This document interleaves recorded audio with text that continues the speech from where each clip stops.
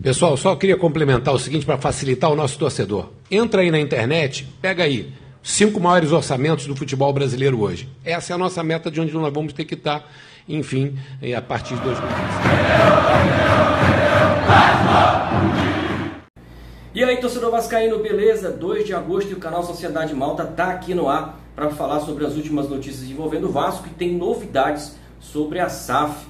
O mesmo desembargador que havia concedido liminar aos sócios que entraram com a ação a fim de saberem mais informações sobre os contratos entre 777 e Vasco da Gama, dessa vez o desembargador revogou a decisão e deu decisão favorável ao sigilo, né? E agora o Vasco da Gama, dia 7 de agosto, deve ter uma Assembleia Geral Extraordinária para aprovação da SAF. Sendo assim, a 777 já assume imediatamente o comando do futebol, né? Há quem realmente queira entender melhor sobre os contratos da SAF e há quem já pense em aprovar imediatamente. E você, torcedor, é a favor da aprovação sem que se tenha total conhecimento das cláusulas desse contrato?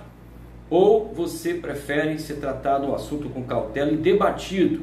Cabem alguns pontos aí de reflexão, mas antes da gente falar sobre alguns pontos importantes que cabem aí reflexão, quero te pedir, tá gostando do conteúdo? Deixa o like, se inscreve no canal, compartilhe e nos ajude a chegar aí a 12 mil inscritos, que é a próxima marca aí, próximo objetivo aqui do canal Sociedade Malta.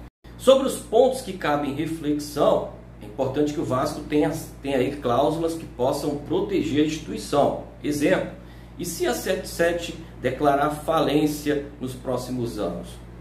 Como o Vasco estaria nessas circunstâncias? Protegido? Desprotegido? Quem assumiria a SAF do Vasco da Gama? Vasco, como associação, assumiria essas condições? Vasco teria, como associação, condições de assumir, né, esse compromisso? Outra questão importante em relação à base do Vasco da Gama. Os jogadores da base sempre foram importantes na nossa história. O Vasco já revelou diversos atletas que hoje jogam no futebol europeu, né, estão espalhados aí pelo mundo e que renderam bons frutos em relação ao que apresentaram em campo e também ainda hoje rendem, né, através do mecanismo de solidariedade, recursos ao Vasco da Gama.